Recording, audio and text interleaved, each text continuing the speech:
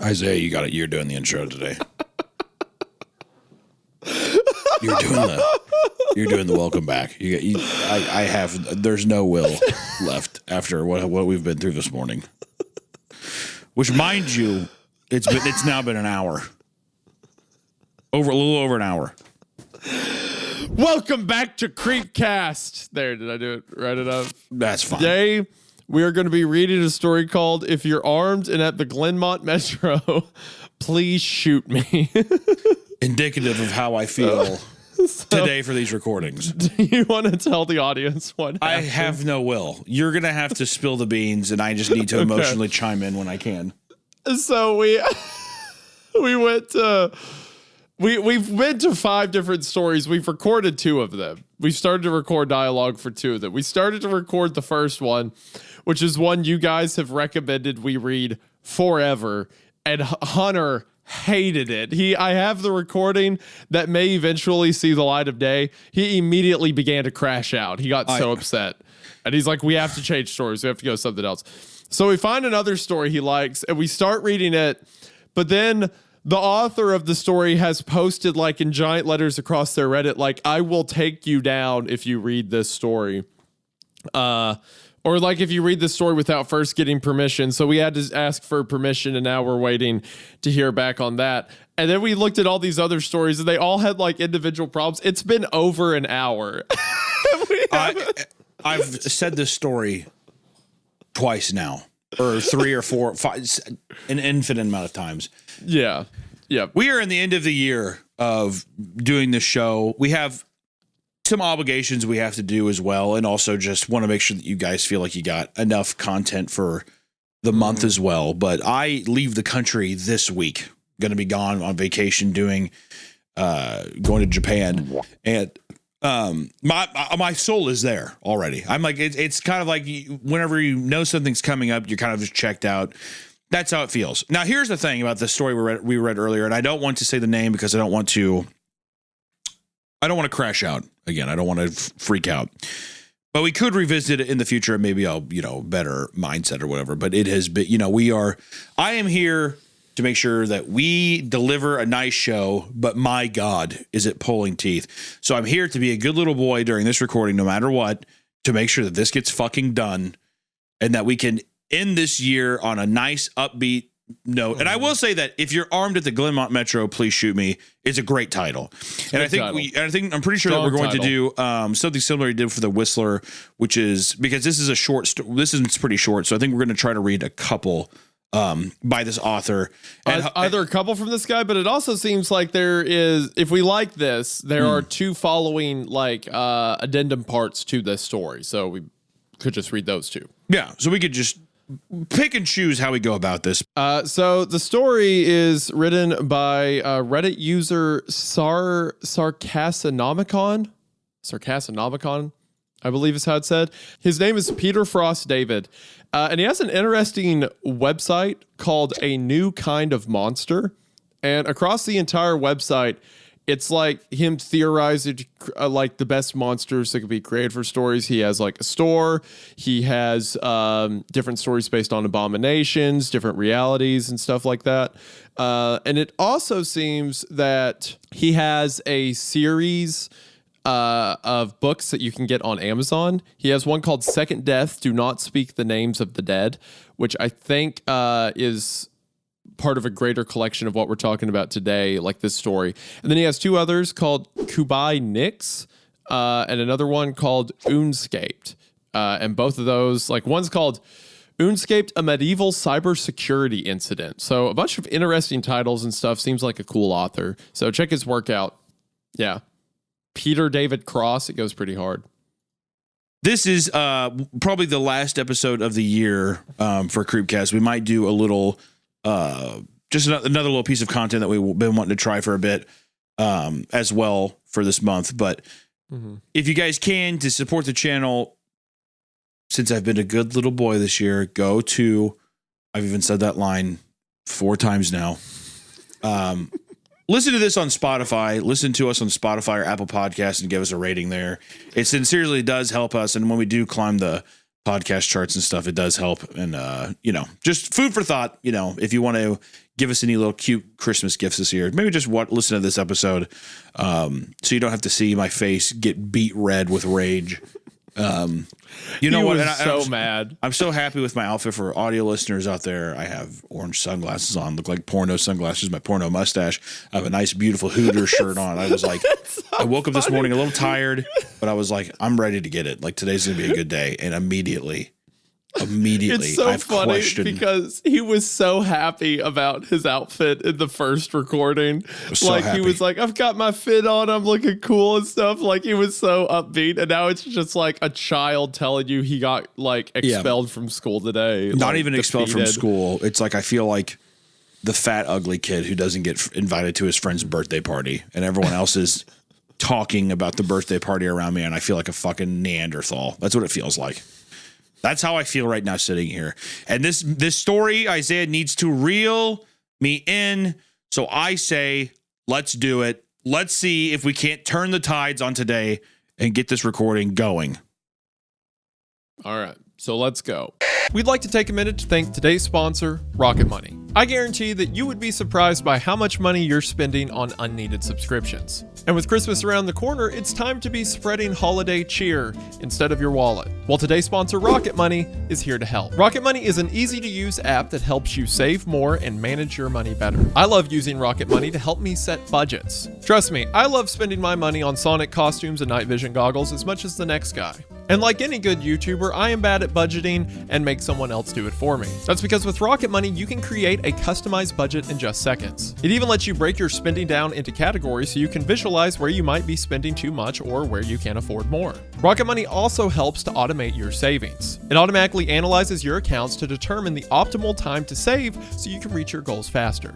All of this gets me one step closer of my eventual goal of buying Hunter for all he's worth and finally escaping this purgatory of a podcast. So take control of your finances today and head to rocketmoney.com/creepcast or click the link in the description to get started for free. That is right, for free at rocketmoney.com/creepcast to get in on this incredible offer today. Thank you so much to Rocket Money for sponsoring the show. It means the most. And now, a word from Hunter. If you're armed and at the Glenmont Metro, please shoot me. Make it a headshot. Shoot me in the temple, aiming slightly downwards. I need the bullet to travel the shortest possible distance from my brain before it hits my hippocampus. If I'm lucky, the sensation of the gunshot ripping through my skull will only last a few decades. This sounds like you right now. Already. That's what the perpetual hell I'm in already is that sitting down to open up Reddit/r/no sleep feels like 1,000 years is what it feels like. So good on you. I do want to say that's a sick way to end it. It will only last a few decades. It's kind of fucked, right? Yeah, look at that. Look how quick this one hooked you. Well, see, you know what? I'm trying to be a positive little bear. All right. I'm proud of you, little bear. As awful as this sounds, you'll be doing me an enormous favor. Death by a headshot as soon as possible is vastly better than the alternative. My ordeal started over 10,000 years ago at 10:15 this morning. Okay, that's pretty cool. That goes kind of hard, right? Was he a caveman? No, he's saying 10,000 years ago at 10:15 this morning. As in 10:15 this morning was 10,000 years ago. Oh, I see. Okay. I earn extra money by participating in drug trials. I'm a so-called healthy subject who takes experimental drugs to help assess side effects. Once it was a kidney drug. A few times it's been something for blood pressure or cholesterol. This morning, they told me the drug I took was a psychoactive substance intended to accelerate brain function. Oh, that's kind of fun. You're like not to get too sidetracked, but like drug testing, like pharmaceutical drug testing, I would never do it. I don't care how much of in a pinch I am. I would be too afraid. There's too much crazy shit that they make too. You know what I mean? I mean, logistically, yes, but some people, yes, some people need the money, but even then, some people don't know like the level of like how much drugs can mess you up, right? Well, They're yeah. like, maybe I'll feel bad for a little bit, and that's it. Yeah, well, I will just assume that everything's. I don't know.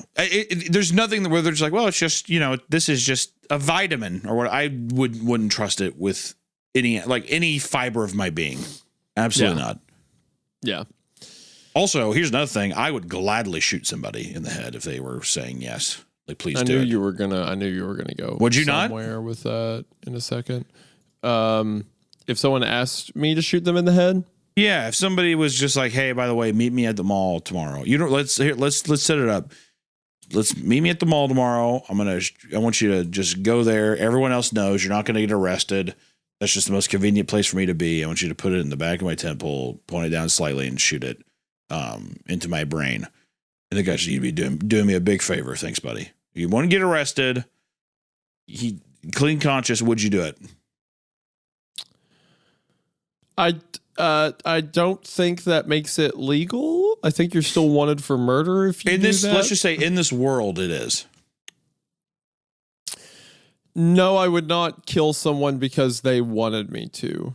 All right. It would have to be like a mercy kill. It'd have to be like I would do that if, say, I don't know, we were in like a apocalyptic scenario and someone's like ripped in half, like they're not going to make it, you know, like put them down. If I was on my farm and I was underneath a tractor, would you No. Would you kill me?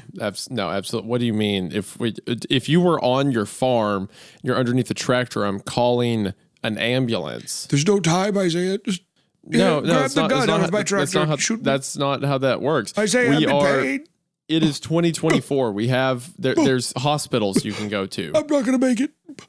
Yeah, I think fine. It's funny hurts in my head because like your legs ran over, like the rest of you's fine. Yeah, no. In my mind, it's the giant tires on my sternum. It's like almost impossible for me to be talking, but I'm like, end it, Isaiah. I can't end it, please. For me, okay. For me to shoot you in that scenario, it's got to be like your rib cage down is gone. Let's say it's not gone, but it's like you can kind of see my gutty works. We can fix that. I don't think you can't. People get there's a name for it, I forget, but you can get amputated from the hips down. Like you can lose your pelvis and still be okay. I wouldn't want that life, dude. If I don't have my cock, balls, and asshole, there's no way. I would say, Isaiah, I don't have my cock anymore, or my balls, or my asshole. Kill me. I'd be like, wow, Hunter, kill that sucks. You know what? I'm not gonna lie. If I got to live with no fucking cock, balls, or asshole, I would kill you. That's what I would do. I would say, are you fucking kidding me? And I would kill you with a knife. Here's a crazy idea. What if you killed yourself? Like, what if you just? Because why do I have to be the one to do it? Because here's the thing. I don't have to forcibly do it to yourself. I don't think I have the gumption. I would need someone to assist me. Could I kill someone else out of pure rage? Probably, but I don't think I could pull the knife or gun on myself.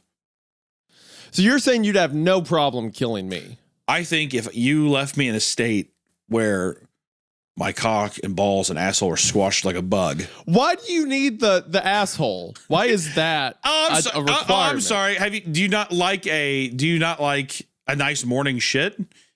You can still. Okay, I'm saying that like. Okay, I'm not gonna leak into a bag and have that be satisfying, dude. I get the genitalia because you're young and that's fun and that's like what drives a lot of your thoughts and it'd be frustrating to live without it. Sure. I'm saying like, why does a colostomy bag decide the difference between life or death to you? I didn't say it was just a colostomy bag. I'm saying it's a collection. If I'm under a tractor, right? Right. If I'm under a tractor and I'm like, and I like lift up my neck a little bit and I see that my cock, my balls, and my asshole are squashed like a bug, that would drive me to a place where I'm like, you need to put me down. Okay. Like a 16-year-old lab. Like, I mean, like, there's no reason. Okay. For one, how do I explain that to the cops? Right? I would write a note. I thought he was dead. I would write a note. That does not how that works. And I think if you shot yourself and wrote a note, that'd be fine. If I shoot you and then you write, if you write a note and then I shoot you, that's not going to hold up in court. I think, okay, well then what about this? What if you take out your phone and I say, Hunter Hancock. That is definitely not going to hold up in court. That looks like an ISIS beheading video. If I like pull out a phone and make you record on camera and then shoot you on your land, under your tractor. Absolutely not. What if I sat there and I started the video by saying, are you recording? Okay, good. Okay. What if Why do I need to be the one? You can die yourself. Look, if you get injured that you'd rather you are probably going to die. You are going to bleed out or get crush syndrome. I think I am going to die. The thing I'm saying is I'm like, please end my suffering. Please. I can't. So what I'm saying to you is like, I know I'm going to die. So for you to call somebody would do nothing. Like I'm going to die. Please end this for me. That's what I mean. This is a scenario where there's no chance of survival. And even if there was, and I was a person with, you're no saying, asshole balls or I would stay still. Okay, look, okay, let's change this. Let's say this is in a like an infrastructure breakdown, right? Like I can't call an ambulance, right? Sure. Because that would be the decision maker. Because if there is a micro percentage of a chance you could live, I would not kill you. Right. Even if I was like, Isaiah, I have no point to live. I will resent you for the rest of my life. No, just because a friend wants to die doesn't mean I grant them that. Because I would do you that favor. No. Look at this. What if like this is a couple years from now? Okay. What if you had a child right during this scenario? And then, like, you abandon the child. Like, no, I'm not letting you do that just because you want to go in the second. Abandon the child with no cock, balls, or asshole? What kind of father figure could I be? I can't teach my boy about... Wise father figure, a teacher, a soul, a spirit. No, I don't think so. Your son is going to appreciate that I didn't shoot you in the field. I would think that he doesn't even have to know. Like, this could be our secret. He doesn't have to know that dad has a bullet in his forehead. Okay, look, listen, back to what I was saying. I can't patch you up if you're ripped up from like, rib cage down. And I doubt we would have the resources to do that if there was no ambulance police. So if this was like an apocalyptic scenario and you were ripped in half, I would shoot you. Is that what you want? That's a good enough for me. Okay. If I can call the police, I'm not doing it. Okay, well, first off, if it's an apocalyptic scenario, then there probably is no police. I'm saying that that's what I'm saying. If I think that under the right circumstances and under the right pressure, I think I could get you to do it. That's what I'm gonna. That's where I'll end it. I don't think it'd be easy. I don't think that. But I think that if I was sitting there, like I said, if I had no means of getting you to a hospital or like an ambulance or something like that, then I would do it. Yes. I would sit there and I'd just be looking at you like this. I'd put my hands up and I'd be like, shit, Isaiah, please don't do it. Don't wait, Isaiah. Like that, I think he could get you. Hunter, I can't. I would sit there. You can't. You're my angel. So I'd say, you're my angel. I would sit there and I would cry with you and I would pray with you. Be my angel. I would pray with you and then I would shoot you. Stop saying that. Just kill me, Isaiah. You're trying to talk and stuff. I'm like, stop. Shh. Just put a bullet in my head. Put a bullet in my head. That's what I'd say like that. Please. It hurts. Oh, it hurts. Okay, God. So, and then for you to have the gumption to even like visit me in the hospital afterward, I'd be like, you never look at me again. I'd say. The only way that gets justified is if you buy me robot legs and then somehow I'm able to get my cock, balls, and asshole back. Okay, you're not getting those three things back, but you could get prosthetics. That's what I'm saying. You can still exist. You can still make art. You can still love your family. Listen, I know people can. People are braver and stronger than I am. Not me. I'm saying that I know myself enough to know that there's no way. Hunter, you have a great life without your genitals. No. If I can't, it's not even like remotely sexual. It's like some of it. Well, it is partly, but I just mean that some of it is more so like a nice piss. There are greater things to life than that. I mean, there is. I'm just saying that's a large. It'd be the same thing if I was blind. I don't think I could live as a blind man. I'll be honest. I do not think I could do it. People that do that, I'd like you could survive any amount of torture. I feel like, or being deaf even. I do not bode well with adversity, I guess is what I'm saying. I can see that clearly. Okay, look, I'm not shooting you. I take it back. Even in the apocalypse, you can bleed, okay? That's my new take. Yeah, I will pray with you. I will mourn with you. I will watch over Allison and any family you have. I will make sure they are taken care of, but I will not kill you. I think that's extremely selfish, Isaiah. I think that I would sit if I was sitting there and I was like, oh, you're praying around me, and I was like, it hurts. Kill me. Okay, let's flip the script. What happens if I'm under the tractor? Go ahead and ask me like however you would ask me to do it. Right. Hunter, if you and I were out at my house and I had a tractor, piece of equipment, whatever, follow me, and I was like flattened from the hips down. I would have done it already. See. What if I'm like, no, I think I can live. I think they can cut me off. Well, the gut, you'd be dead. So I would just be like, he asked me to do it. even look, I'd say, look at him. I think I can make it. I think I have and then chance. people would come up and they'd be like, well, how do we know? I'd be like, well, what did I do? Drive a tractor on top of him after I fucking shot him in the head? I'm like, no, he's my buddy. He's in pain. I put him down.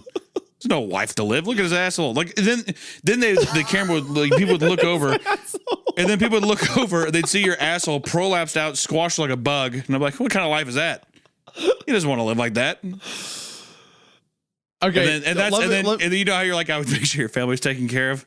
Then they'd sit there, and I would hoard I would not give Kayla any rights to anything. Oh, okay. And I'd be like, listen, I had business with your husband, but not particularly you. Okay. And I would keep the gun, and I would keep the bullet casing that I killed you with, and I would do like a Brokeback Mountain thing.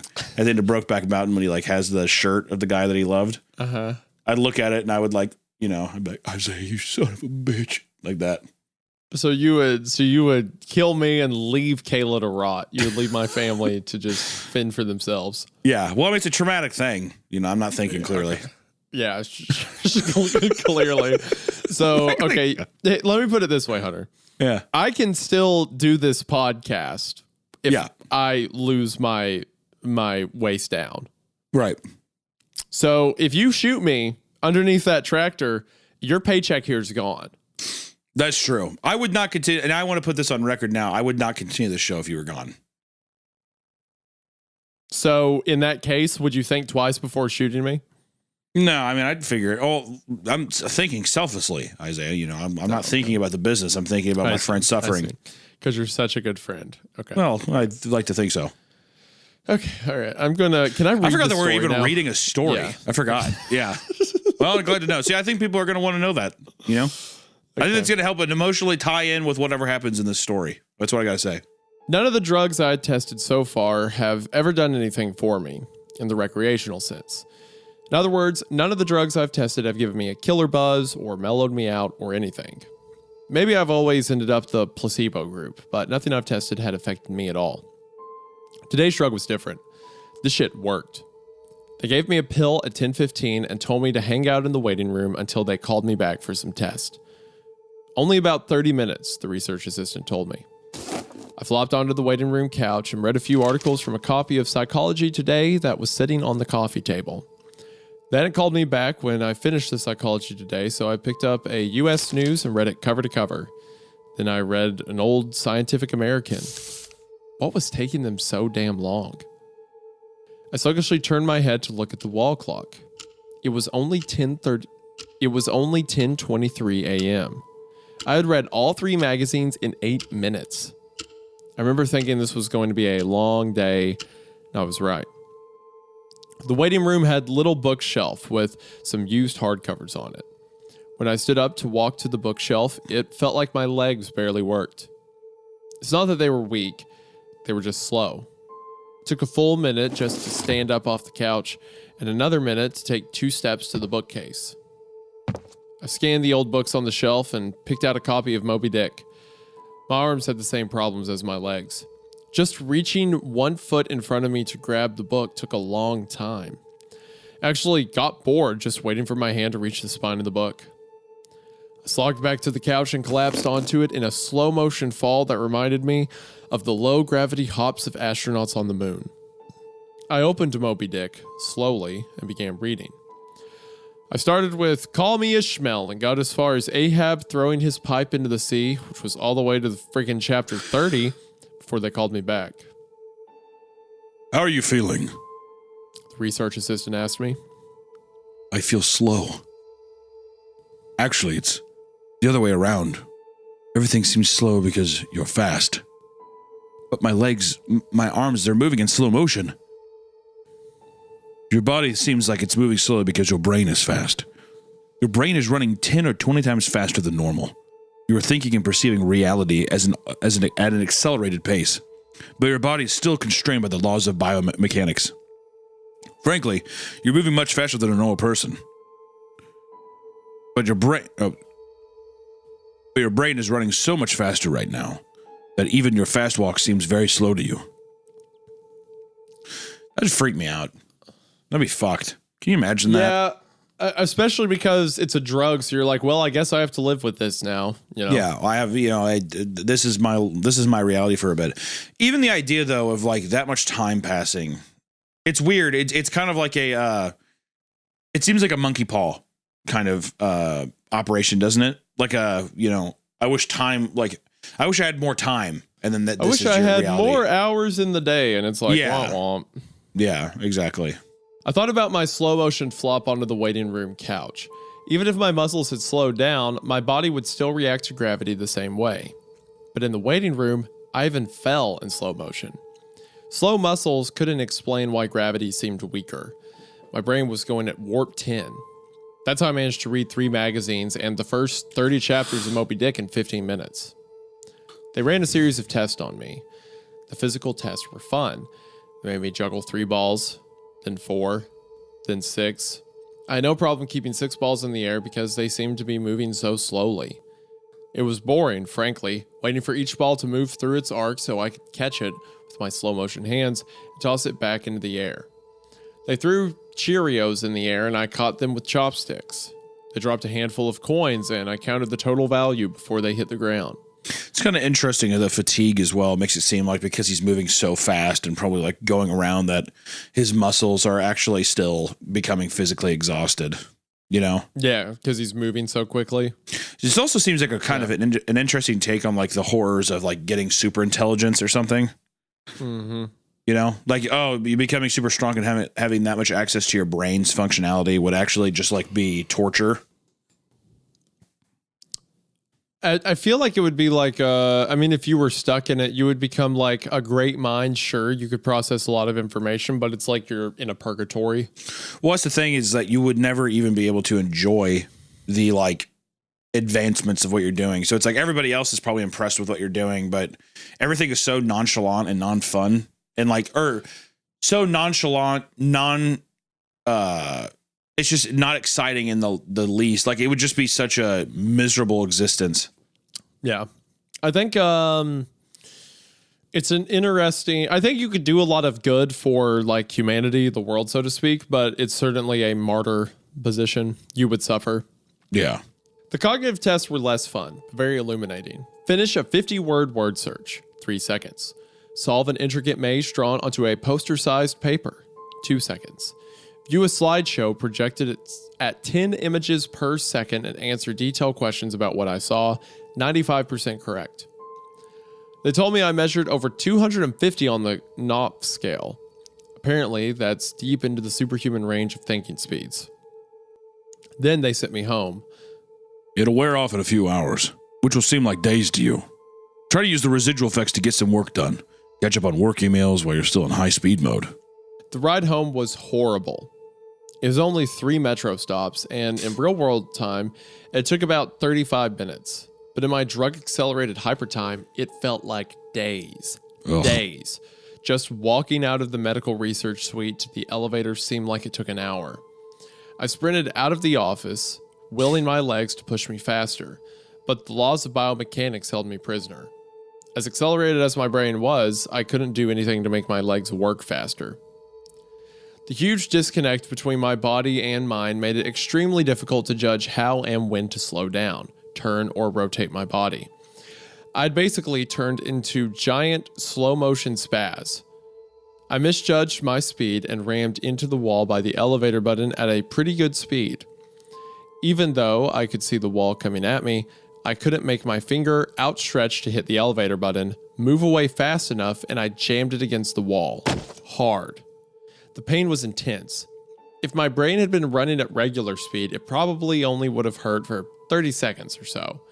But in my accelerated state, the intense pain seemed to last for half an hour, 45 minutes maybe. Fuck.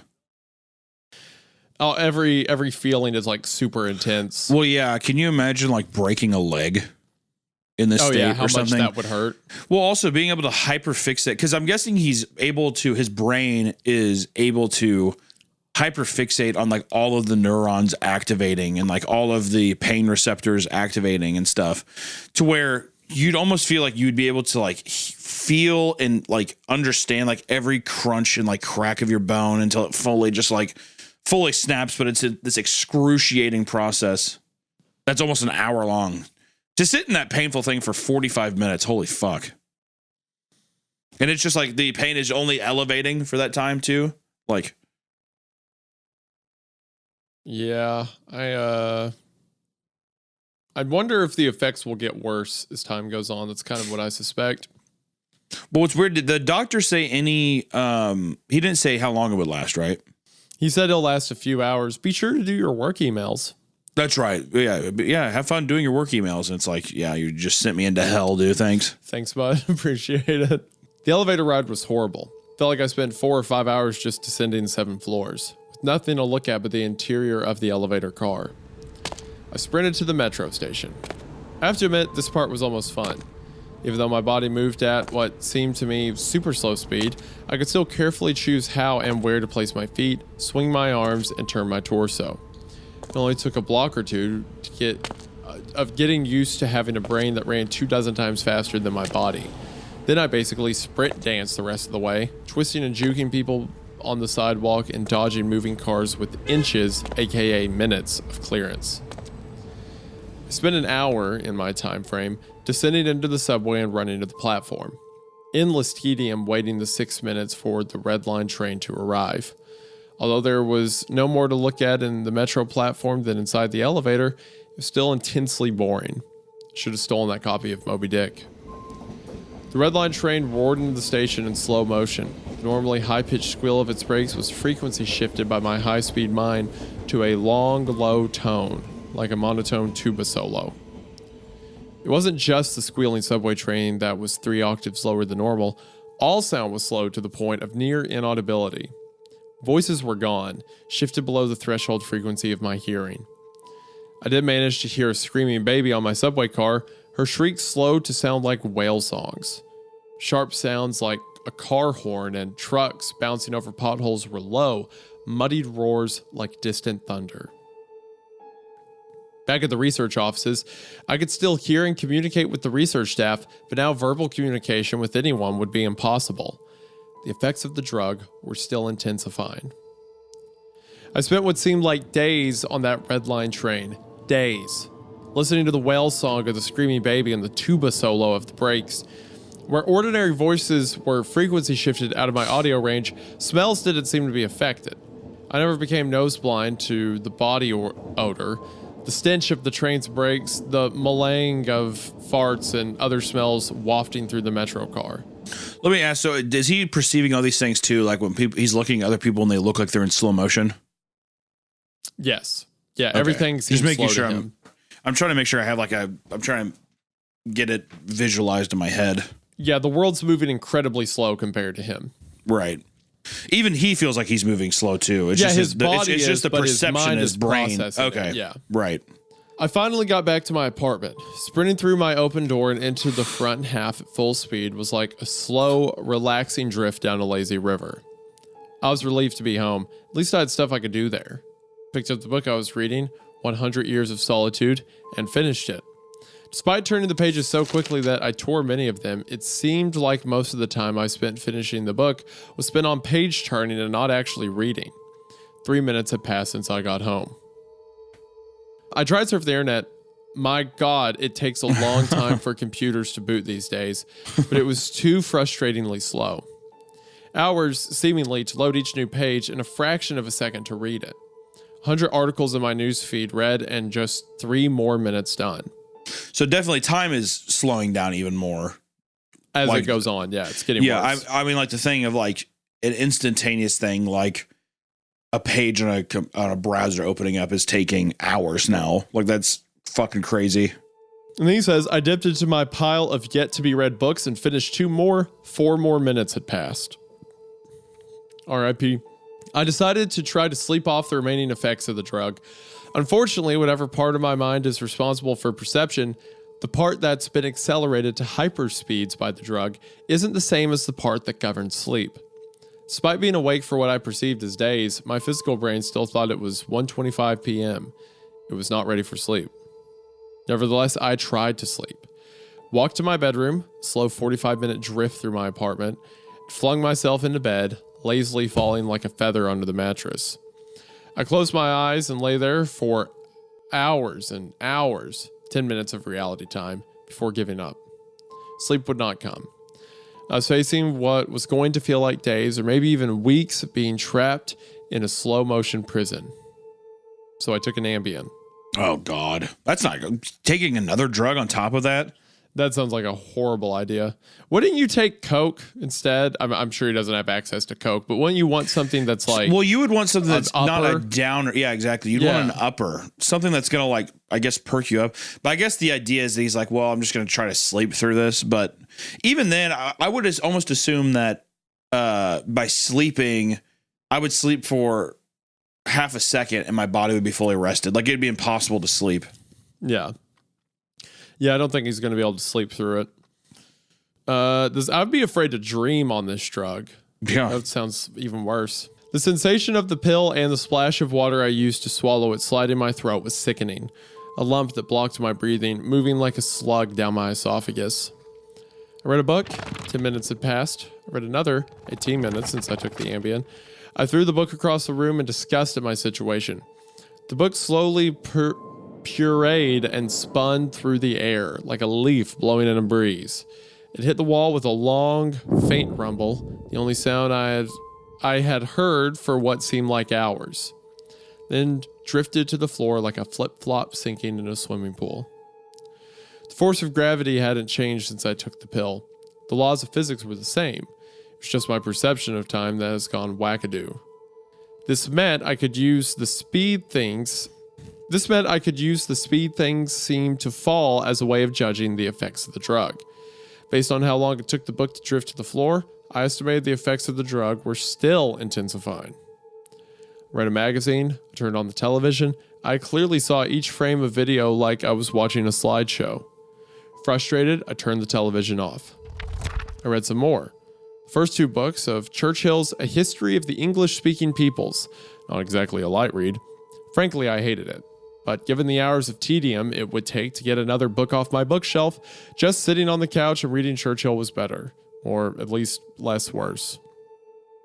It had now been 35 minutes since I took the Ambien. I lay down on the couch and closed my eyes. Time passed. I inhaled. An hours-long process. Time passed. I exhaled for more hours. Sleep would not come. I needed a new plan. I decided to go back to the offices where they gave me the drug. Maybe they would have something that could counteract its effects, or at least something to knock me out until it wore off. I exited my apartment as fast as possible, taking hours in my time frame to do so. I didn't even bother locking the door. It would have taken too long. Down the stairs, it's faster than the elevator if you run, through the lobby, out the front door, and onto the street. These few things felt like a long day at the office. Sprinting down the street, dancing and weaving between pedestrians with what must have looked to them superhuman dexterity. Down the first flight of stairs at the metro, across the landing, another hour. Then on to the second flight of stairs. That's when the Ambien hit me. The Ambien didn't make me sleepy. Not at all.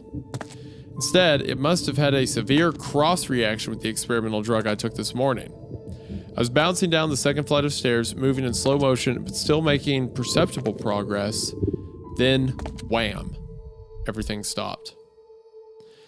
The dull roar of the street and metro noise ceased, replaced by the most perfect silence I've ever experienced. My downwards motion seemed to completely freeze.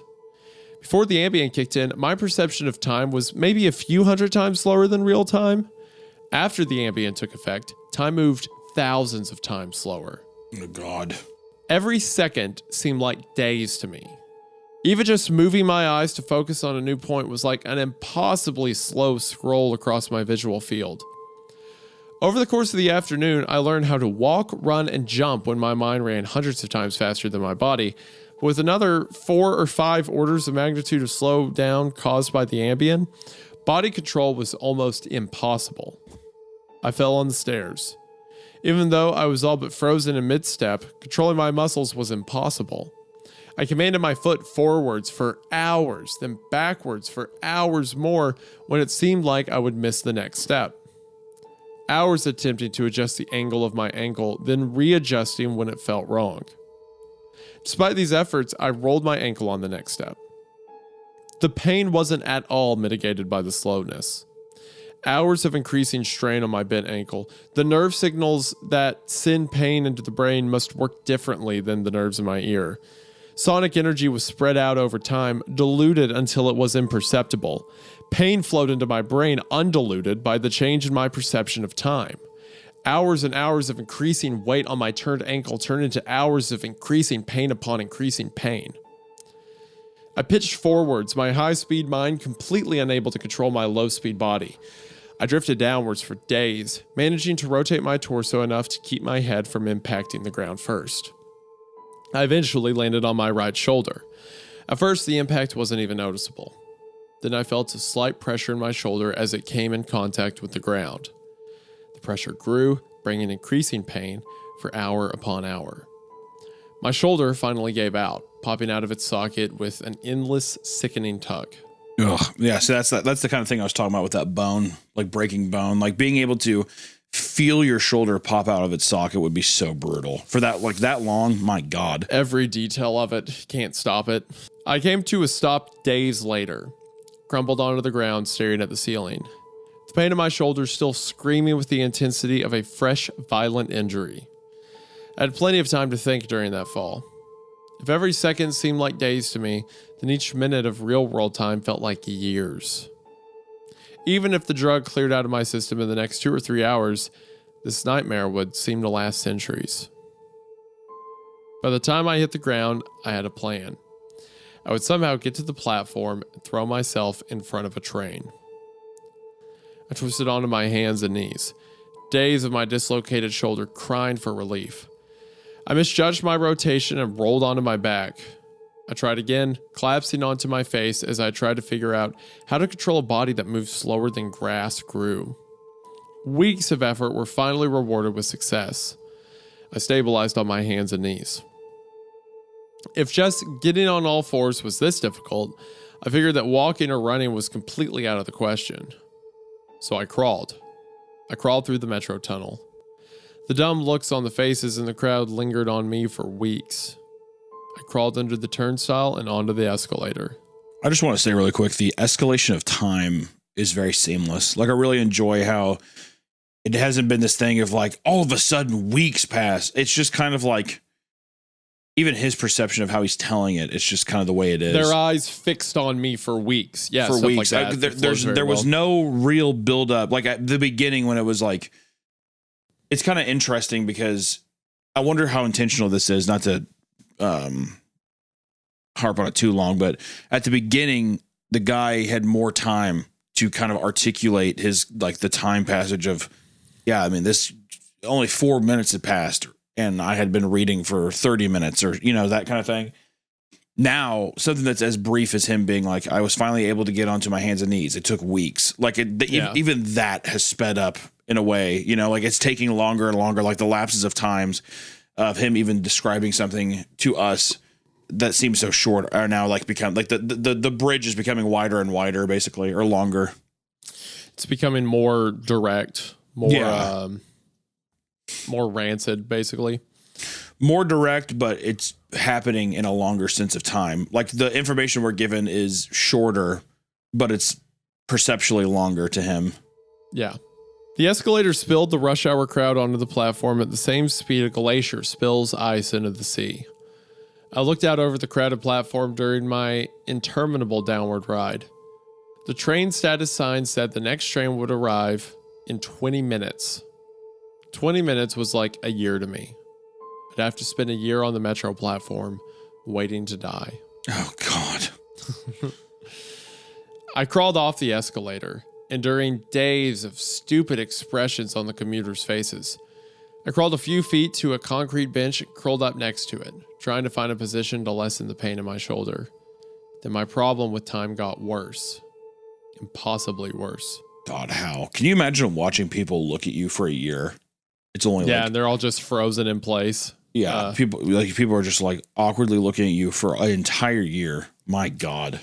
The massive slowdown on the stairs was just the beginning of the interaction between the experimental drug and the Ambien. It fully hit me while I was curled up by the bench. I blinked. Years of darkness followed. Sound was already gone, and with my blink, sight was gone as well. All that existed was the pain from my fall. Oh my God. So he's in darkness with throbbing pain for years. Yeah. That's so, I love that line. I blinked. Years of darkness followed. That's so good.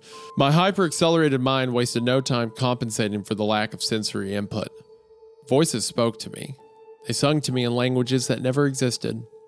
Patterns and faces and colors came and went in my mind's eye. I recalled my whole life and imagined living another. I forgot English. I settled into a profound despair. I spoke to God. I became God. I imagined a new universe and brought it to life with my thoughts. Then I did it all again and again. My eyes opened with geological slowness. A faint glow. Weeks. A slit of light. Weeks. A narrow view of the metro platform.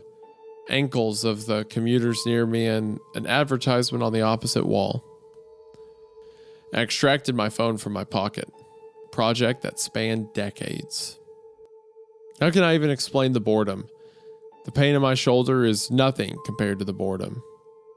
Every thought I can think, I have thought hundreds of times already. The view of ankles and advertisements never changes. Never. The boredom is so intense it's tangible, like a solid object of metal and stone wedged into my skull. Inescapable. Ugh. What are my options? If I crawl and fall into the tracks without an oncoming train to crush me, I won't die. I'll experience even more pain from the 4-foot fall, but I'll most likely be rescued by some do-gooder on the platform and unable to act when the train finally does arrive. My suffering in that scenario will be endless. So I wait for the train, so I can throw myself under it. When it finally hits me, I will experience the pain of being ripped to pieces for centuries, until finally the light of life leaves my brain and my experience ends. I've lived hundreds of lifespans at the foot of this bench. I'm far older in spirit than any human who has ever lived. Most of my life experiences have been a snapshot of pain huddled on the floor of a subway platform with an unchanging view of ankles and advertisements. This post is my plan B, my Hail Mary, my long shot. I've spent lifetimes typing and posting this message in the hope that someone will read it and become convinced that my suffering must end. Someone on this platform right now. Someone who will find the man curled under the bench, the man who crawled down the escalator, and kill him as swiftly as possible, a bullet to the temple. If you're armed and at the Glenmont Metro, please shoot me. Wonderful. That was great. I like that one. That was a lot of fun. Absolutely wonderful. That by far, out of all the things we've read, this would be the most excruciating. This is the most horrific thing we've ever read in terms of pain-wise. In terms of actual despair and horror, this is by far the most horrifying thing we've ever read. In just the theory of like actually living that thing. Like obviously there's stories that instill a lot of fear in us as well, but this one is just being a thing of actually trying to put yourself in those shoes of, 10,000 years. Like, can you even imagine you know what it reminded me a lot of? was the Junji Ito story, The Long Dream. It's my favorite Junji Ito story, and it reminds me of that one. Yeah. That is what it. I was trying to think of something that, and there was another story. It reminded me of those thing. Maybe I was just thinking The Long Dream. Yeah, it's very similar. It's probably The Long Dream, and then if like a movie, my brain was kind of trickling over into Limitless. Like after a while, I kept picturing the guy looking like Bradley Cooper from that movie. Yeah, there's just something horrifying about messing with perception of reality. It's like a very I guess uncanny, weird way to pretty much, I mean, pretty much this is hell. I mean, I don't know any, like it's an eternity of suffering, you know? And I think something that I just really love the monkey paw aspect of making almost like eternal life feel like hell, you know, like someone who would wish I want to live forever. This is what it would be, you know, maybe not everything slowed down, but still that idea, that boredom, like the most horrifying thing is the idea of for thousands of years laying there and just seeing ankles and nothing. Like you can't, I love the part too, when he's like, I forgot the human language. I spoke to God. I became God, and I did it over again. It's like the cycles of there's probably not even a word for it. Like it's beyond insanity. It's like, I don't even know. Like, how would you even describe that? I mean, it's like a hell, right? If your brain perceives time that slowly, I mean, like you said, like when his eyes were opening, years of a glint of light, right? Like it's horrific. And hypothetically, if he has to do that for hours, it would be millions of years, right? I wonder if after a while too, do you think that there would be a point ever that the brain would just like, because that's like that was kind of the ending in The Long Dream, was that in his mind, each time he slept, millions of years had passed to the point where it physically was altering his body until he just like turns to dust. Do you think that in this reality, in this thing, in this universe, do you think something would happen where your brain is moving so fast that like it rapidly ages? Like I wonder if there would be any kind of physical altercation. There would have to be, right? Your brain moving that fast, it would change so much about your body. I mean, like realistically, probably organ failure or something. The synapses in your body can only move so fast, right? And at the speed his brain is processing, his synapses are moving faster than the speed of light, right? But within reality, if your brain was moving that fast, you would probably seize and die. Like for your brain to process information that quickly, it would be like an overload, effectively. Yeah. You'd have an aneurysm or something. Yeah. What would be weird though is that even though, you know what's kind of interesting to think about is that it might even be happening now, but the perception of time is just getting longer, so it doesn't actually execute until, like, it'd almost be something where you're having an aneurysm, but it takes millions of years to fully like go through your perception or something. Mm-hmm. And that just is so fucking brutal. I mean, even trying to actually wrap your head around the idea of like typing out that message, or like this Reddit post would be something that would just be like, I mean, I don't even know. I can't even describe, just to look at your days and you're like trying to type and trying to do that. And like a T pops up. Like if you're like my long shot, you just typing my takes God knows how many years. Pretty fucking brutal. It's heavy. I really love that story. I love the way that ended too. It was I feel like it's weird. I feel like it I don't know if it was just the amount of time that goes into this, how slow time went, but for such a short story, it felt so full. Like it felt much longer than I expected. When we kind of were looking at this at first, I was like, oh, I wonder if this is going to be enough, but it really kind of fucks with you. I really wonder mentally if I was like slowing down in my own, in like my head, like talking about it so much, you know? Mm-hmm. I don't know. Pretty crazy. Great Went story, pretty though. hard. Big fan. I like that one. That one was a banger, I feel like. An absolute mad lad banger. So from there, we have some other stories for him. There are other stories within this universe, kind of, within like the storyline of the Glenmont Metro. There is a 3-part one called, this is why I didn't want to give away the title, My Patient Spent 8 Million Years Under a Bench at the Glenmont Metro. So that's its own 3-part story.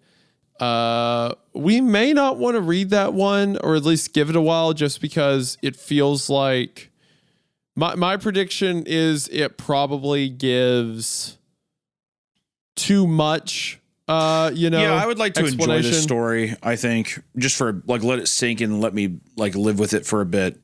Another one from the same author. As a matter of fact, if you go to his website, A New Kind of Monster, he has some of his stories grouped by different styles. So there's ones for called Notes from the Laboratory. There's one about cosmopathology, which is a really cool term. And then he has one for Glenmont and the Second Death Universe. So obviously the first story in that series is the one reread. If you're armed and at the Glenmont Metro, please shoot me. And then the second one is this story called My Daughter Wants to Eat a Woman Who Shares Her Birthday, which is another banger title, by the way. Yeah. Then after that, there seems to be a 3-part stories that is about the person from the Glenmont Metro story. We may get into that one day. And then it seems that Peter Frost David has made an entire book kind of built in this universe called Second Death. So Ooh. if the Glenmont Metro thing sounds cool to you and you want to see more, well, check out the Second Death. Yeah. But this is the second short story he has written, at least according to his website, within this universe. So we're going to get into that and see how we like it now. Yeah. I love these titles. Oh, yeah, they're good. They're great. From that first story, I'm hooked. The guy's cooking. Yeah. Cooking up a storm. So, my daughter wants to eat a woman who shares her birthday. The only way this is going to make sense is if I start at the beginning. August 21st, 1982. A baby girl was born shortly after midnight. I wasn't the mother's doctor, but I was the attending on the same labor and delivering floor. Even though the newborn's Apgar, I'm sure that my sister's a nurse. She could probably tell me what that is. Even though Editor, put in a Apgar definition because I don't know. Apgar thing. I assume it's something to do with the baby stats or whatever. Yeah, the baby's baseball card. Pretty much.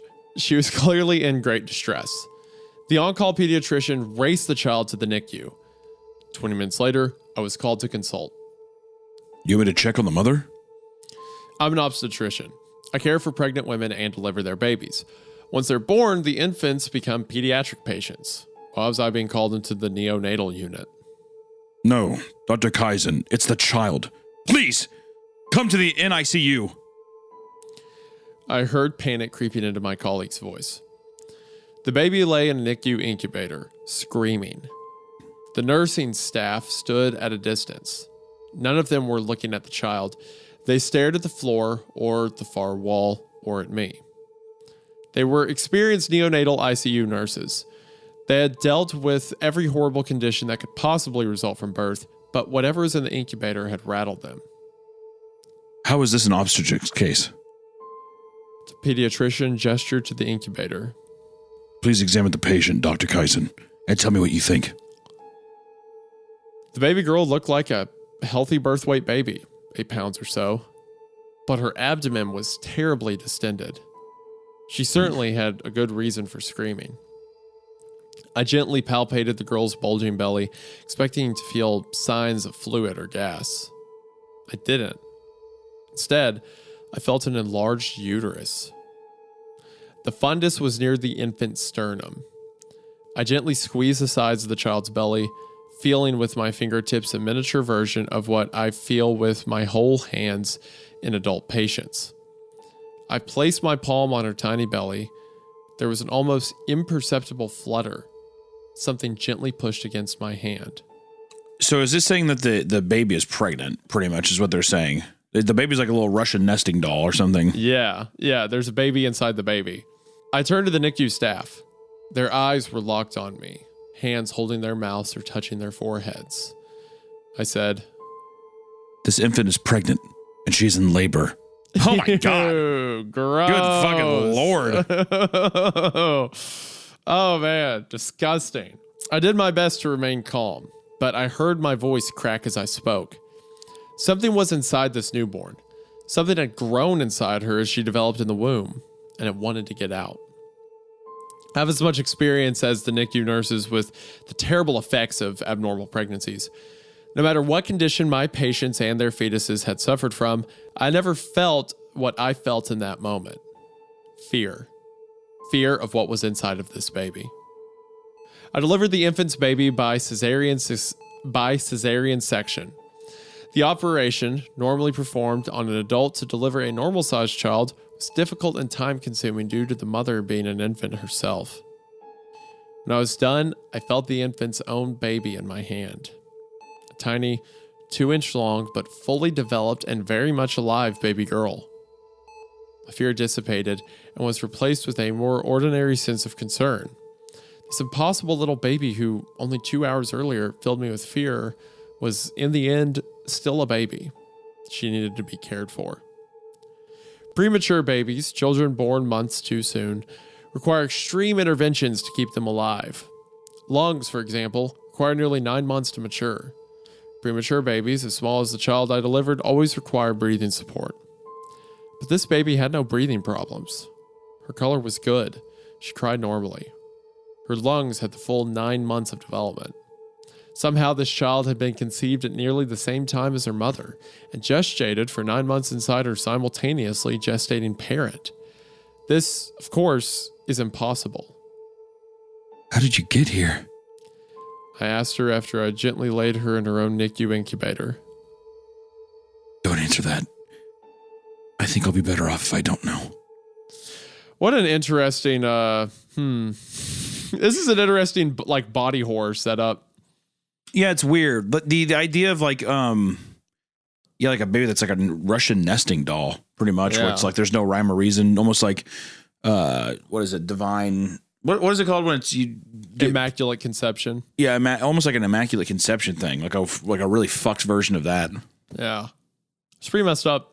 The grandmother, the 22-year-old woman who delivered a pregnant baby, wanted nothing to do with the miraculous daughter her new child delivered. She referred to her granddaughter as the excess tissue you removed from my baby. Honestly, what else would you say, right? Well, I guess it's just the idea. It's a healthy. It's a tiny keychain baby. Don't get me wrong, but the only thing I would think is maybe it was like a twin. Like it was twins, and then one of them tried to absorb the other twin because that happens. Maybe it wasn't absorbed, but it kept developing by something. I guess that'd be the only rhyme or reason you could give it. Yeah, well, it's crazy that it's completely healthy. It's just small. And it's weird too that the baby's ovaries were working and it's just so fucking crazy. But I guess too, I would probably be living in denial as well. Be like, okay, absolutely not. Right. Yeah. The NICU nurses never warmed up to the grandchild. They did the minimum necessary to keep her healthy, but they didn't dote affection and attention onto her as they did with the other tiny patients. I'm not religious, but I do believe in the idea of universal balance, cosmically and individually. 3 years earlier, my life was thrown into imbalance when my wife died of an aneurysm. This tiny girl born to an infant mother, the girl referred to as excess tissue, filled me with a sense of direction. I sensed in her a path towards the equilibrium that I lost. I adopted her. I named her Helen. The grandmother's reaction and the impersonal way the NICU nurses treated Helen told me that I needed to hide the circumstances of her birth. If her grandmother and the nursing staff couldn't find a way to see Helen as a person, then how would the rest of the world treat her? From the perspective of the adoption papers, Helen was born premature to a mother who was not competent to raise her. This is true. How could her mother, an infant, raise another infant? The family, the paperwork we recorded, did not want anything to do with the child. Also true. The fact that Helen's mother was only 90 minutes older than Helen was omitted. Man, okay. So creepy. What I really like about this author is he pushes these scenarios where sentences like that exist, right? Because there were a couple times in the last story it was like that. It was like, I blinked, years passed, right? What a cool like predicament we've got ourselves into. And then that line, the mother was only 90 minutes older than Helen. Like, what, stuff like that's just so cool. I think it shows too that with confidence in writing, in any sense, like very Cronenberg. One thing I love about like Cronenberg stories is there's really no explaining the world. It's just kind of showing. Like it's just like this is just it is what it is. And by doing so too, you immediately get bought in. And like there's so many times where people would try to justify this or like they would do a whole lap around to have this make sense versus just being like it is what it is. 90 minutes older baby. It makes no sense, but you're fully engrossed in the story.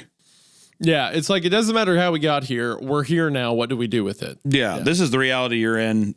Buckle up. Yeah. The adoption process required a maternity and a paternity test. Both parents must approve the adoption. Given Helen's strange background, we tested her mother, the infant, and her grandmother, the 22-year-old new mom, and her husband. The DNA analysis proved that the infant who bore Helen was indeed Helen's mother. The 22-year-old mom and her husband were Helen's grandparents. The implication is astounding. 9 months before Helen was born, some unknown male DNA entered her mother, who had yet to be born. The DNA somehow combined with the mother's, and Helen began to exist. Whoa, weird. Pretty weird. Do you think that this is going into immaculate? I think that's conception? What it's saying, or it's going to be like some. This author, I mean, we've only read one of his stories, so I don't know. But off the one we read, it was very sci-fi, right? So maybe it's more of a sci-fi thing, like maybe this child was like created by like a non-human entity, like maybe the father or the mother isn't human or something like that. Yeah, I mean, I think that there's an interest. Like as soon as the narrator said, I'm not a religious person, I figured that it was going to go into a place that is going to test the person's belief system. Faith, yeah. Right. Probably. I mean, this certainly would. This is insane. Yeah. I raised Helen and she grew up. She was a normal kid, mostly. I hate to gloss over or trivialize our happy years together. Please try to picture a single dad happily raising a beautiful, brilliant, and energetic daughter. The incidents I recount here only stand out now that I see what Helen became. Were these warnings that I ignored or that I rationalized away as evidence of Helen's fantastic imagination? The first incidents happened when Helen was 8 years old. We were eating lunch at the mall food court. I was talking to her and I paused for her to respond. She didn't. Her attention was laser focused on something on the other side of the seating area. I turned and followed her gaze. Another girl, about the same age as Helen, stood in line with her mother to get pizza. Got a sick feeling in my gut when I realized who the mother was. I'd only met Helen's grandmother a few times, but I remember what she looked like. The little girl ordering pizza was Helen's mother. The woman was Helen's grandmother. At that time, Helen had no idea that she was adopted. Why are you looking at those people, Helen? I'm looking at the girl. I want to eat her. Why do you want to eat another person? Not any person, Dad, just her. Helen, that's not an appropriate thing to say. I know, but it might help me get out one day. Get out what? What? Out of what? She never answered. Bro. I like that. That's fun. See what I mean? We're in such a weird scenario. There's like a little child that's like shouldn't exist and wants to eat her mother who's the same age as her. One thing with people that do this kind of stuff and they just go full force with this, like just full steam ahead with these weird ideas is that you're then able, like, then there's no boundary. Like the absurdity of things are all believable and like you treat them seriously, versus if you had it so grounded and then all of a sudden someone said something absurd. Well, then you're just like, you're dancing around the idea of like, well, what? Why would they do? You know what I mean? So yeah, I love this. I think it's great. Yeah, it's like we're gonna pick one really weird thing, and I'm gonna commit to it. It's gonna be weird. The opening lines, like the baby's pregnant, right? And now it's like we keep following that. It's not pulling from other places to be strange. It is strange in its own unique sense, and I like that. The second strange event occurred when Helen was 10 during a visit to the Metropolitan Museum of Art in New York. We wandered the galleries together. I paid more attention to what Helen found interesting than to the art itself. I wanted to know what she found boring and what inspired her. We found ourselves in front of a 19th century oil painting depicting Christ's descent into hell. The gloomy painting featured a desolate landscape, a burning city filled with the dead, monsters, demons, the river Styx, and, of course, Jesus himself breaking down the gate to gain entry into hell to rescue the souls of the just. Helen stopped abruptly in front of the painting. She stepped towards it, studying the painting so closely her nose almost brushed the canvas. She examined each detail carefully, moving deliberately from each figure to feature to the next so she wouldn't overlook anything. Finally, she scrutinized the depiction of Christ breaking down the gate to hell. She started giggling, then laughing loudly. What's so funny? I wasn't worried at that point, just curious. The picture's so silly. Christ descending to hell is silly? What? The gate is silly. The gate is the way out of hell, not into it. You don't need to break in. You need to break out. It's just so funny. Plus, the door isn't big enough. Yo! Fuck that. I'm like, yeah, this would be a time where I do, sounds good, Helen. I'm going to go get some Dippin' Dots, and I would leave that little bitch there forever. No way in hell. You know for a fact it would know how to find its way home. Oh, God, easily. I had cab fare. Helen, how did you get cab fare? Yeah, I'm going to eat you now, like a little monster thing. Daddy, I'm hungry. I want your toes. Yeah. I hope, you know what? I hope your kid bites. God, no shit. Well, it's going to happen now.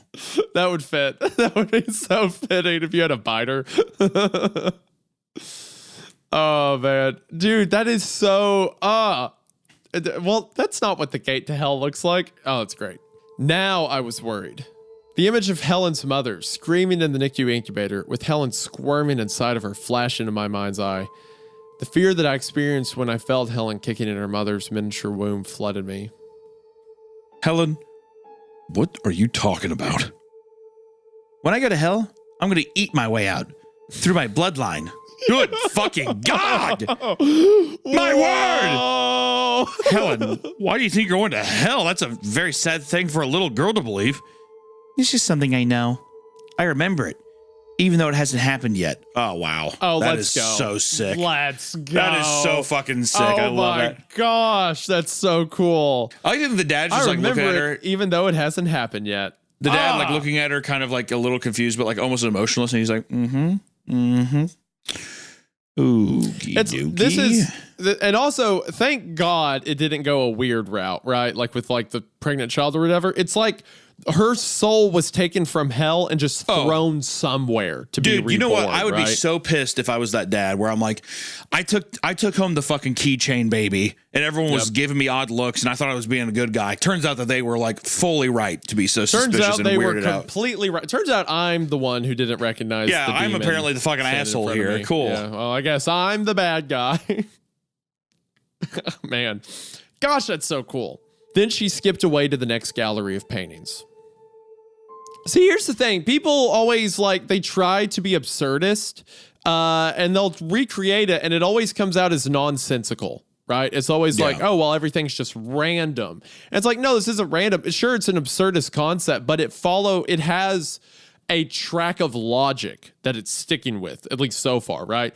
Of like, the child was weird, it was strange, and now it wants to eat her, and now it's a thing from hell. Like, you're developing off the same idea in a pattern of logic. It's just a very weird one you've pulled out of. I think it works well. It works well because of the absurdity of how the child came to be, right? Yeah. So now you're starting to weave this web of the backstory or kind of like more of the demented side. So even the way that the child is born in this immaculate conception kind of thing is interesting because you believe it's going to be a religious, but it's, kind of the negative side of that religious. Yeah. Like it's fun. I really like it. It bangs. I like it so far. The final incident that stands out in hindsight, some kind of red flag, happened 7 years ago. Helen was doing postdoctoral work at Lawrence Livermore, but was home for leave during the Christmas holiday. Helen was a workaholic. She might have been on vacation, but she never stopped working. This is fun too, just the idea that for 20, 30 years, she was a perfectly normal girl, except he can only think of 3 times she was weird, right? Yeah. Also, I guarantee you, this kind of woman would absolutely decimate half of the men watching this video.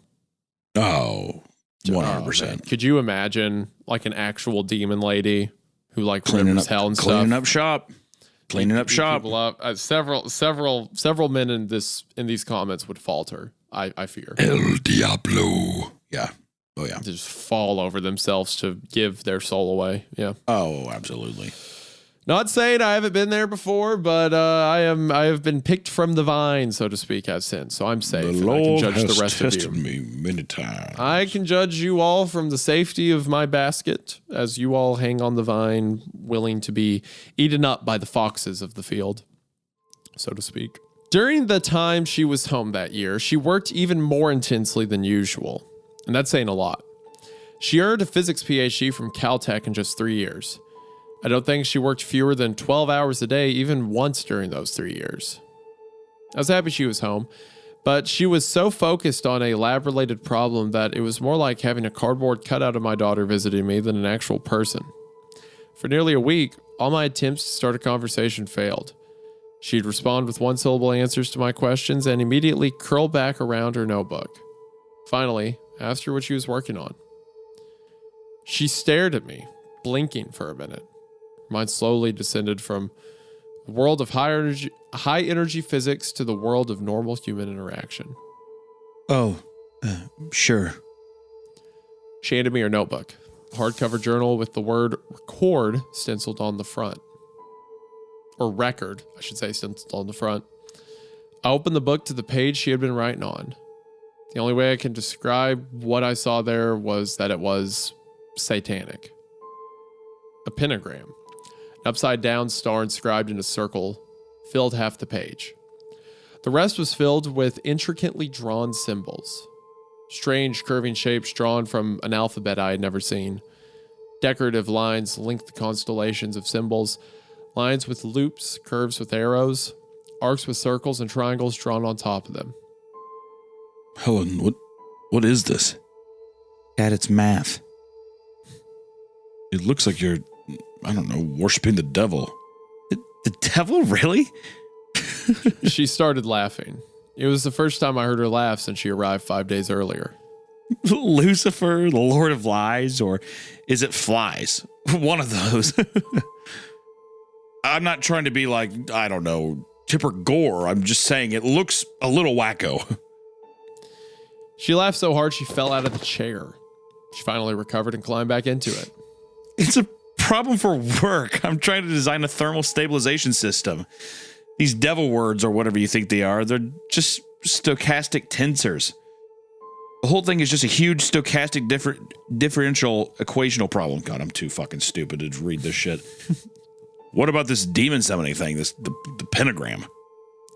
She turned off the hilarity. Now that's interesting.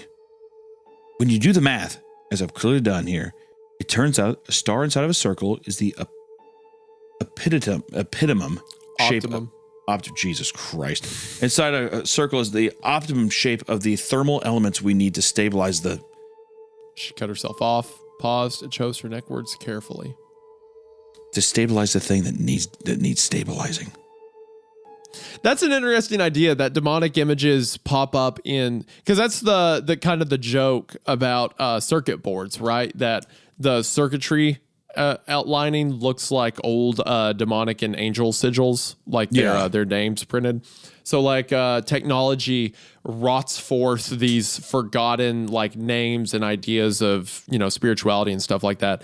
The way demons can speak without speaking, so to speak. It's just a fun element for like religious horror. And it's cool that kind of pops up here. I'm sure she's expressly demonic and knows she's demonic from what we've seen. But her being like, oh, well, coincidentally, an upside down star inside of a circle is the best way to thermal stabilize. So it's like, I don't know. It's a fun like loop back of like cultural demonology mixed into like the science and this girl being a demon and stuff like that. It's just, I'm completely sold. I love everything about this so far. I was going to press her. I know she works on classified projects at the lab and isn't free to say much about them, but I thought I could tease out a little more information about what she was actually doing with her life. But then she changed the topic to the subject I've been dreading since the terrible and wonderful night that she was born. Dad, when you adopted me, do you remember if you came across any information about my biological family? Specifically about my biological father? Oh, Helen. I flopped onto the couch. Why do you want to know about your father? It's not like I want to meet my birth family and try to get all my kumbaya.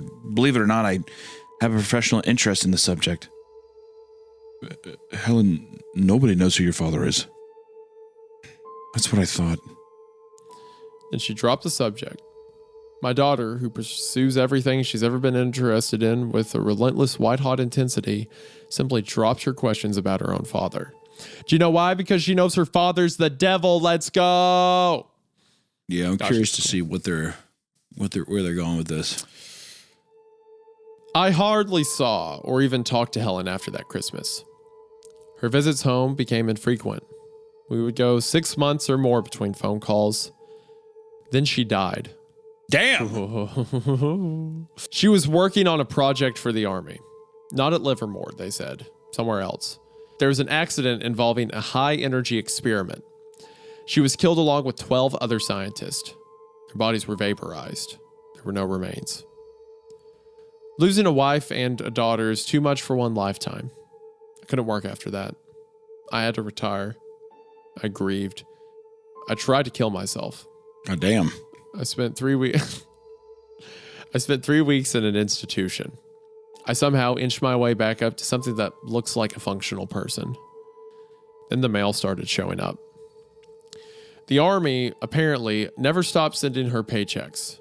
6 months after Helen died, a rubber band bound bundle of pay stubs with her name but my address arrived in my mailbox. W-2 forms showed up next. Paperwork for benefits enrollment. Retirement account statements showing ongoing contributions. The paperwork that modern life produces kept coming. I called her HR office dozens of times. Their answer was always the same. We're sorry for the confusion. We'll look into it. Then an envelope from a company named Parental DNA Analysis appeared in my mailbox. It was addressed to Helen. I tore it open while standing in the driveway. It contained the results of a paternity test. Ooh. Child, Helen Kaizen. Father, hair sample supplied by client. Probability of paternity, 99.9 repeating percent. Somehow, before she died, Helen found her father. She had found the person whose DNA entered her mother's embryo and, contrary to everything known about human development, produced a child. Or she had at least produced a hair sample from the man who contributed half her genome. Interesting. So I would say, we have a break there.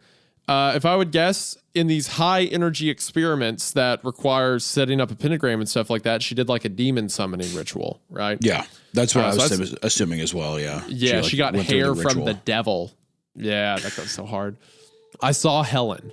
She's changed. I was returning from running errands when she arrived at my house.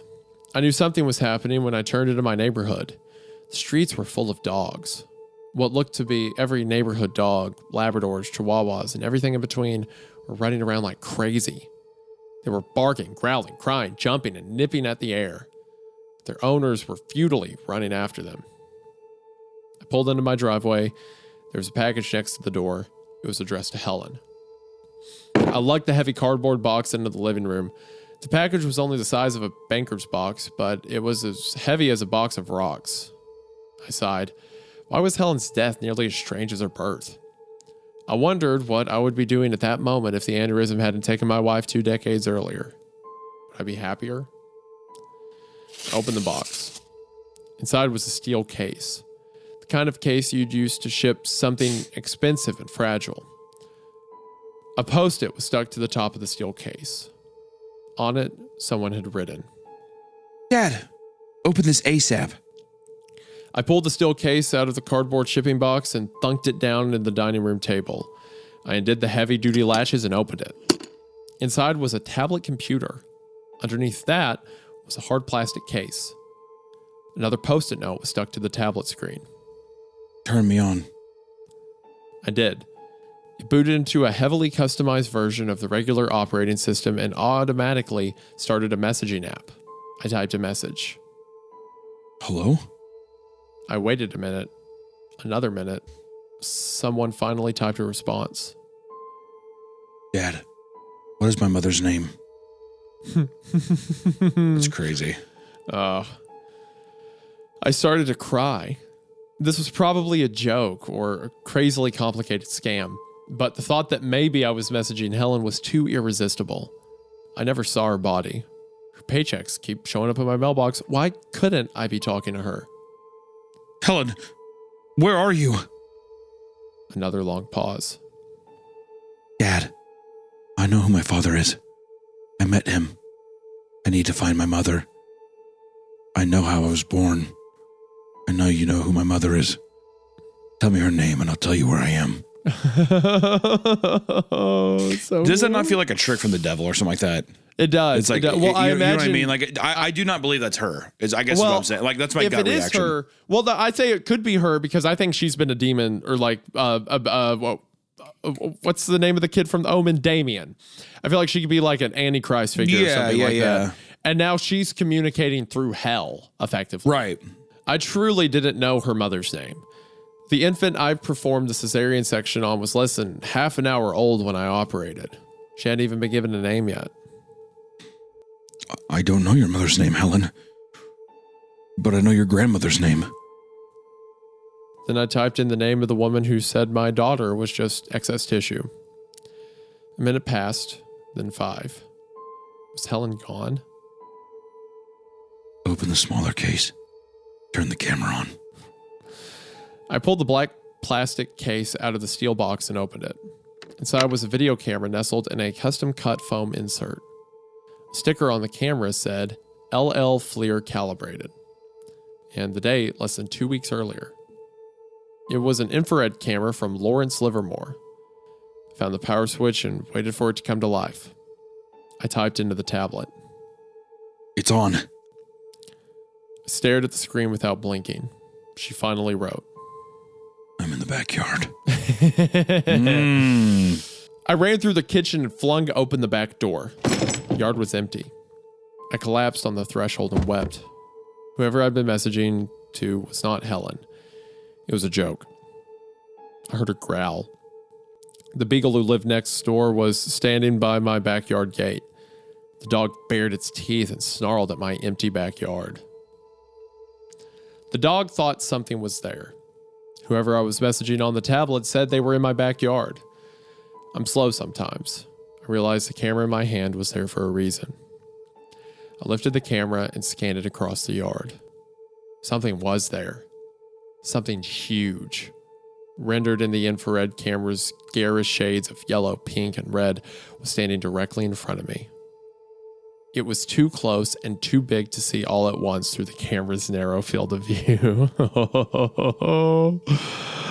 This is so cool. I started by aiming the camera at the grass. I saw 4 huge feet with long, 5 jointed toes protruding at odd angles. It was hard to get a sense of their size on the infrared, but my guess was that each foot was the size of a yoga ball. Wow. I ran inside the house and slammed the door. Bro, let's go. It's described as almost like the Leviathan of Revelation, like the 7-headed beast with the wings and the head of a lion. Yeah. Oh, that's so cool. I caught my breath and peered out the back window. To my naked eye, the backyard was still empty. I aimed the camera out the window. The same feet were visible in the infrared spectrum. So not to be pedantic, because I know the author doesn't know this and I know he's trying. But infrared cameras cannot see through glass. Just so you know. What if it's a demonic one, though, that Helen gave him? Well, I thought it says it's from the laboratory. I thought the idea is you can only pick up infrared signals. It's like it's on the visible spectrum. What if it's a demonic lab camera? Well, no, because the way infrared works is it picks up heat signatures, right? So if there's a window in the way, it's just blacked out. But what if it's demonic heat signatures, Isaiah? You know what? You're right. Maybe there's a perfect imprint of the world and the thing on the window from heat. Sure, Hunter. Okay. There we go. Well, just making sure. The same feet were visible in the infrared spectrum. I raised the camera. The thing had a body like, I don't know what. An upside down dog merged with an octopus? It made no sense. Appendages with a dozen elbows sprouted irregularly from the body. The arms or tentacles or whatever you'd call them ended in hooves, bird feet, and human-like hands. One of the hands held a tablet computer identical to the one I left in the living room table. A face was senselessly placed on the side of the thing's body. There was no neck, nothing to even suggest a head. Just a face stuck on the body like an afterthought. I aimed the camera at the face. The autofocus worked for a moment and the face became clear. It was Helen. She smiled. It reminds me of like those old 18th century depictions of demons where they're like these little balls of faces and feet like crawl around. Almost like weird looking animals, like the old Renaissance paintings of what demons it's are. like they all got like mushed together, you know? Just like a weird fuck surrealist animal depiction, basically. Yeah. I flash back to that moment, decades earlier, when I put my hand on the screaming baby's belly and felt Helen kick. My first reaction had been fear. I'd felt terror and revulsion at the idea that somehow a baby had been born pregnant. That something had put its seed into an embryo, produced a creature. That same terror and revulsion filled me when I saw Helen's face on the side of that monster. Years ago, I was able to put my fear aside and do my job as a doctor to deliver Helen into the world. I had to do the same thing today. I had to put my fear aside and do my job as a father. I flung the kitchen door open and shouted into the backyard. Helen! A pause, the new text on the tablet. Goodbye, Dad. I needed the conversation to keep going. I couldn't let this insane situation be the last time I saw my daughter. I yelled. I got the paternity test results! The hair sample was your father! I know. Who is he? A man who died a long time ago. Then she typed one last message to me. Thank you, Dad. This is what I needed to be doing now. There's only a 37.9% chance that I'll see you again. Sorry. I looked into the yard with the camera. She was gone. So what it seems like so far, if she consciously did that decision, then it makes it seem like when she quote unquote died, she did an experiment where she was able to like go into a different dimension. She went to hell. Pursue. Yeah. She basically went to hell. I think she was like an antichrist or some kind of like seed of the devil or something like that was put on earth. And then she dedicated all her times to studies, which was sciences, which was effectively the way she used it, like a modern witchcraft, a way to use technology to open a teleport to hell, her and 12 other people, right? Those 12 other people might as well be human sacrifices, right? Or other people in her similar condition. The number 12 is interesting. That number shows up a lot in the Bible, 12 disciples, 12 tribes of Israel. So like saying she took 12 people with her is saying that like either 12 or counting her 13, she would be the, evil 13th one or whatever. 13 people around the world were either these demons or she created a sacrifice of 12 people to open the gateway into hell. I'm guessing it's the sacrifice is kind of where my gut was going when probably the sacrifice, because it makes her more special as like a antichrist figure, right? Like the one and only. Well, it seems more like the key. Like that's the key she needed to then buy in product go to hell. Yeah. So she goes to hell, and now she's become this demon. I don't know what the 37.9% thing is. I'm sure we'll see that in a second. Could it not just be something where she understands some kind of like anomaly? Because she was a math major before, so maybe she just understands the like probability is low, and she's like maybe like also shown like how well she's prepared for this. Yeah, definitely could be. I don't know. We're almost. I'm excied to see. This is the last section. Yeah, this is the last little section coming up here. So curious. I'm so interested. This is so good. I began this post by saying that it wouldn't make sense unless I started at the beginning. Well, I did start at the beginning, and it probably still doesn't make any sense. I've gotten used to the idea that I'm not going to ever fully understand Helen's life, death, and whatever you call what came after.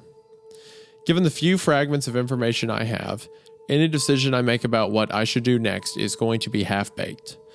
But baked or not, choosing a course of action will at least feel like forward motion. If I move forward long enough, then maybe I'll escape the despair that Helen left me with. There's one more thing I want to document here. If there's anyone that cares about what I've done and what I'm about to do, maybe it will help them understand my reasons. I stayed in bed for 3 or 4 days after I saw Helen, or the thing that wore her face. I got up a few times to trash the house, throw plates and glassware around, knock over furniture. Eventually, I had to clean up. The last thing I put away was the steel box that held the tablet and the camera. As I was putting the items back in the box, I discovered something at the bottom of the steel container. The notebook Helen brought home for our last Christmas together. The notebook that I said looked like it belonged to a devil worshiper. Found the page that Helen was working on during that Christmas vacation. I know she said it was math, stochastic differential equations and tensors, but it still looks satanic to me. The rest of the journal was filled with her research work. Most of the remaining 50 pages held nothing but math. Some of it looked like the satanic runes on the page with the pentagram, and some held the standard curvy integral signs and Greek letters that I remembered from my college calculus classes. Something on the last page caught my eye. A mess of computations that started 12 pages earlier ended with this line. Selection ratio equals 0.379. The last thing Helen wrote to me included the same number. There's only a 37.9% chance I'll see you again. I've spent the last 3 months studying those 12 pages of calculations. The main thing I've learned was that Helen was far more brilliant than I realized. Whatever problems she worked out on those last 12 pages drew from the fields of probability, statistics, game theory, population dynamics, Bayesian analysis, and non-Euclidean geometry. Oh, my heart whenever I hear that phrase. I went over the notebook again and again. What was 37.9%? What was she calculating? As far as I can tell, which isn't very far, she was studying some attribute of people who have died. There's nothing conclusive in her notebooks, so I have to guess. Based on data gathered in high-energy physics experts at Lawrence Livermore, Helen calculated that a 37.9% of people who die continue to experience some form of existence after death. With one exception, I don't regret anything that I've done in Helen's impossible life. I would do it all over again, from performing a cesarean section on a pregnant infant, to adopting the child I delivered, to saying goodbye to whatever it is that she became. The only regret I have is that I didn't learn her mother's name. I often think back to the day in the mall, when Helen was 8 years old. She had no idea that the girl on the other side of the food court was her mother, but Helen sensed something. Not a maternal bond or a vague sense of familiarity. Whatever 8-year-old Helen sensed in that child activated something dark inside of her. Helen said, "I want to eat her." I think she meant it literally. 8-year-old Helen said that eating her mother might help her get out one day. I don't know what she thought she needed to get out of, but if helping Helen out of something she's stuck in can return me to her, then I'm going to help. I went online. I went to the courthouse and dug through moldering adoption paperwork.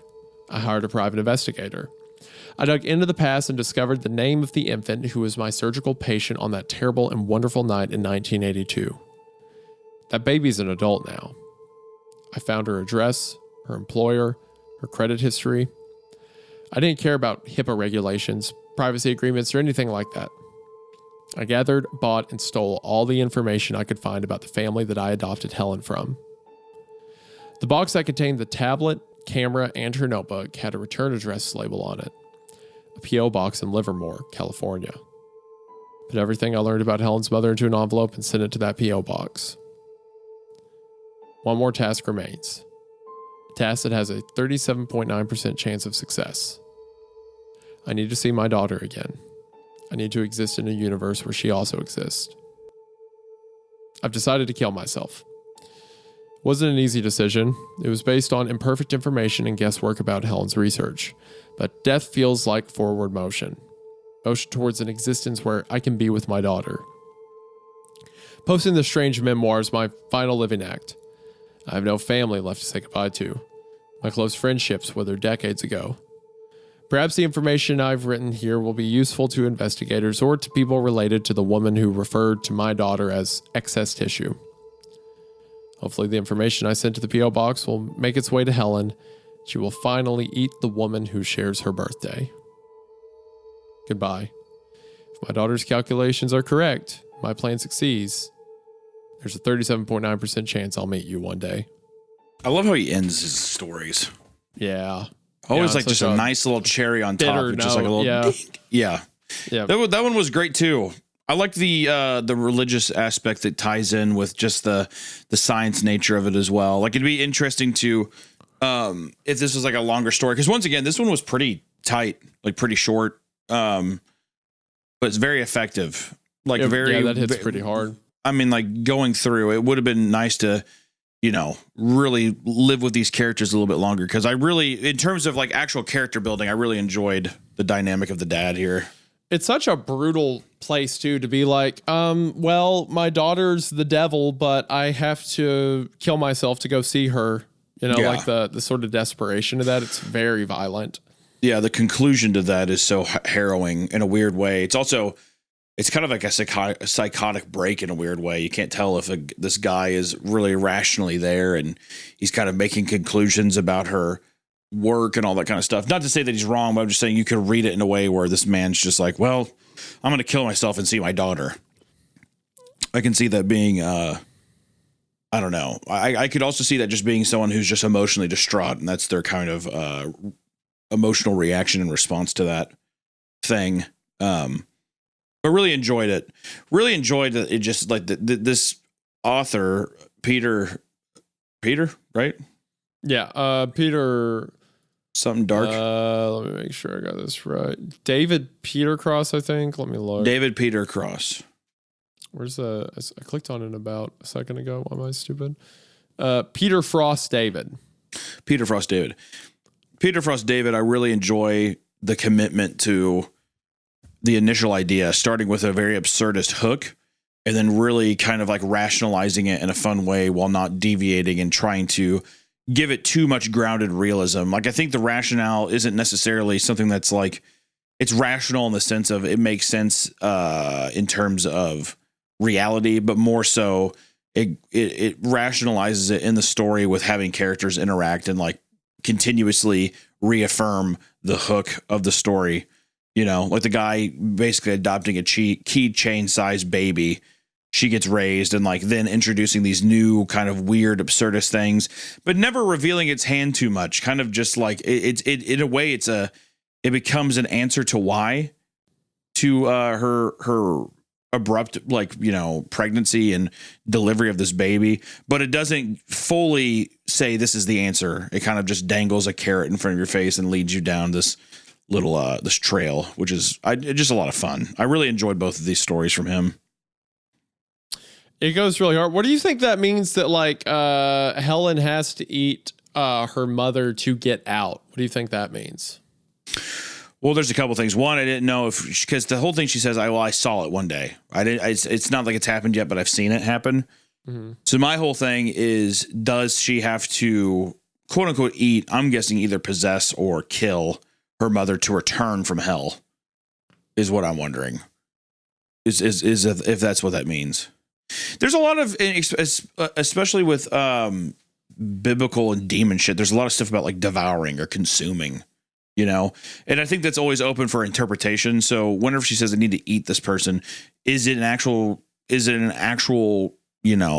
consuming, or is it more just like metaphorical translation of like there what was that means? That one line they said when they went to look at the paintings where he said, what was that? Skipped all the way. I'm going to when I go to hell, I'm going to eat my way out through my bloodline. Yeah. I mean, it sounds like she's legitimately going to have to kill her mother is the big thing. Almost like it seems like I don't know, like it's like her soul is some ancient demon that's existed in hell for generations that's mad and found a way out. And now it's finding a way to like take revenge on like its bloodline, the people who made it exist, the demons of hell that made it exist, Yeah. And I don't know. Maybe a demon that there's a lot of ways to think the about devil it. even or something like that. Like you could take it so many different directions. Yeah, there's so many ways to hypothesize what is happening in this story. Because there's a lot of things too where it's like, well, you were already out and living in the world. So where exactly, like going to hell and finding your true form and then rekindling into the world? Is it something that's supposed to be a sign of the end times or something? Is it somebody bringing hell with them? It just there's a lot of different ways, like you said, that if you can interpret this. But once again, as always, which I don't know if people feel the same way, I think I just really love don't reveal your full hand. Like this is the funnest part of these stories is being able to talk with your buddies about it and being able to speculate on it. Because the whole thing is you could read this again in the future and you take it a completely different way. And I think that's just such a powerful thing with these stories. And it doesn't feel like a cop out either. Like I think that the story has a definitive enough end to where there's a finite end to this character, but the results of those things are different. But I don't think I need to necessarily know the results, more so the closure of our main character, the dad. So thought it was very interesting. And I think it's a great way to round out the episode. It is. I'll say one more time, check out, we'll link it in the description. On Amazon, you can get paperback or Kindle.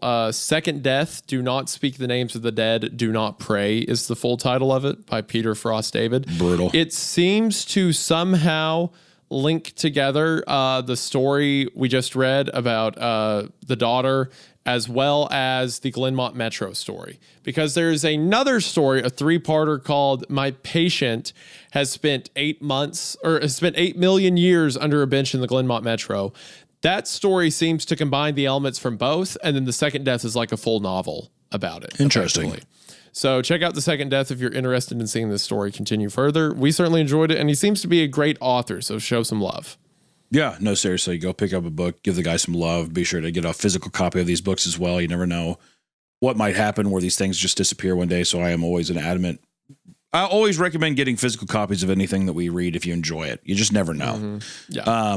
And also thank you for everyone who's listening on Spotify or Apple Podcasts right now and has rated the podcast with a nice rating, I guess, whatever. But thank you. The audio side of the things help us a lot. And this year has been an insane year of growth and just the community coming together. The amount of memes and like fun and camaraderie has been so explosive and so awesome. And just so looking forward to next year and what we can do with reading stories and just introducing more stories and more authors to our audience. And just wanted to say thank you as well. It's been awesome. So thank you. Thank you all very much for everything. It means the world. This year has been incredible. And I'm excited to just keep on keeping on, right? But thank you all for the blessing. It means the world. You all have a good rest of your day. We will catch you in the next one. See you all later in the next one, and be sure to not go to hell.